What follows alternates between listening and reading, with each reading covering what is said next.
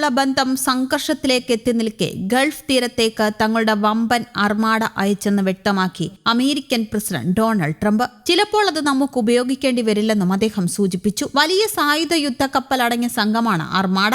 ആ ദിശയിലേക്ക് പോകുന്ന ധാരാളം കപ്പലുകൾ തങ്ങളുടേതായുണ്ട്. വലിയൊരു സംഘം യുദ്ധക്കപ്പലുകൾ തന്നെ ആ ദിശയിലേക്ക് പോകുന്നുണ്ട്.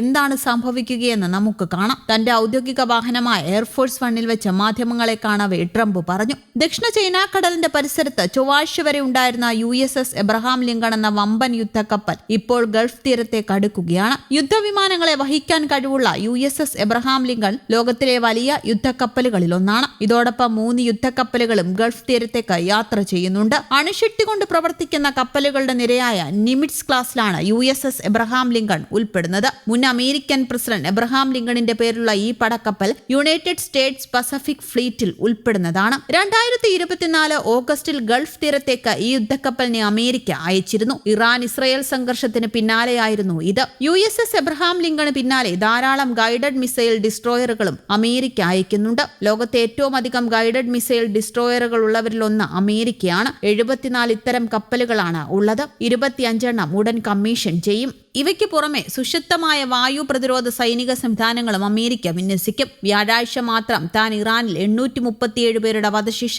തടഞ്ഞെന്നാണ് ട്രംപിന്റെ അവകാശവാദം. സാധാരണക്കാരെ ആക്രമിച്ചു കൊന്നാൽ ഇറാനിൽ ഇടപെടുമെന്നാണ് ട്രംപ് നേരത്തെ ഇറാൻ ഭരണകൂടത്തിന് മുന്നറിയിപ്പ് നൽകിയിരുന്നത്. അമേരിക്കൻ ഭീഷണികൾക്കിടയിലും ആണവ പരീക്ഷണം അടക്കം നടത്തുന്ന ഇറാനെ തടയാൻ ഇത്തരം സൈനിക വിന്യാസം വഴി ഭരണകൂടത്തിന് കഴിയുമോ എന്നതാണ് അറിയേണ്ടത്. മേഖലയിലെ അമേരിക്കൻ സൈനിക താവളങ്ങൾക്കും സൈനികർക്കും സുരക്ഷയൊരുക്കാൻ കൂടുതൽ എയർ ഡിഫൻസ് സിസ്റ്റങ്ങൾ അമേരിക്ക വിന്യസിക്കുന്നുണ്ടെന്നാണ് റിപ്പോർട്ടുകൾ.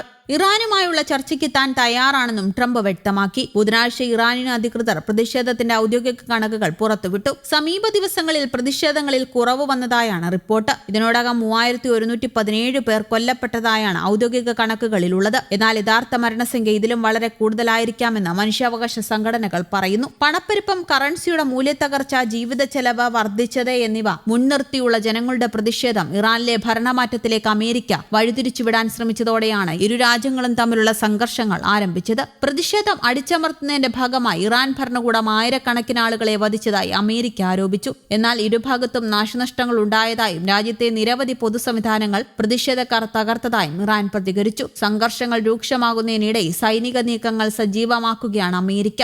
ദക്ഷിണ ചൈന കടലിൽ ഉണ്ടായിരുന്ന വിമാനവാഹിനി കപ്പൽ USS എബ്രഹാം ലിങ്കൺ 3 ഡിസ്ട്രോയറുകൾക്കൊപ്പം ഇന്ത്യൻ മഹാസമുദ്രത്തിലേക്ക് നീങ്ങുന്നത് നിരീക്ഷിക്കപ്പെട്ടിട്ടുണ്ട്. പശ്ചിമേഷ്യൻ മേഖലയെ കേന്ദ്രീകരിച്ചാണ് നീങ്ങുന്നത് എന്ന് സ്ഥിരീകരണമെങ്കിലും ദിവസങ്ങൾ മാത്രം ദൂരെയാണ് മേഖല. അതേസമയം പശ്ചിമേഷ്യയിലേക്ക് അമേരിക്കൻ യുദ്ധക്കപ്പലുകൾ നീങ്ങുന്നുവെന്ന സൂചനകൾ പുറത്തുവന്നതിന് പിന്നാലെ തന്നെ ഇറാൻ തിരിച്ചടിക്കുമെന്ന് മുന്നറിയിപ്പ് നൽകിയിട്ടുണ്ട്. ഇനിയൊരാക്രമണം ഉണ്ടായാൽ മുഴുവൻ കരുത്തുമെടുത്ത് തിരിച്ചടിക്കാൻ മടിക്കില്ലെന്ന് ഇറാൻ വിദേശകാര്യമന്ത്രി അബ്ബാസ് അരാഗ്ചി മുന്നറിയിപ്പ് നൽകിയിരുന്നു. നിലവിൽ പരമോന്നത നേതാവ് ആയത്തുള്ള അലി ഖമേനി ഉൾപ്പെടെയുള്ളവർ ഒഴിയണമെന്നാവശ്യപ്പെട്ട് ഇറാനിൽ രാഷ്ട്രീയ പ്രക്ഷോഭം നടക്കുകയാണ്. റിയാലിന്റെ തകർച്ചയും നാണിപ്പെരുപ്പവും മൂലമാണ് ഇറാനിൽ പ്രതിഷേധം ആരംഭിച്ചത്. പ്രതിഷേധം തണുപ്പിക്കാനായി രാജ്യത്ത് ഇന്റർനെറ്റ്, ടെലിഫോൺ ബന്ധങ്ങളെല്ലാം വിച്ഛേദിച്ചിരുന്നു. പ്രക്ഷോഭത്തിൽ ആയിരക്കണക്കിന് പ്രതിഷേധക്കാരാണ് കൊല്ലപ്പെട്ടത്. പിന്നാലെ പ്രതിഷേധക്കാർക്ക് പിന്തുണയുമായി അമേരിക്ക രംഗത്തെത്തുകയായിരുന്നു.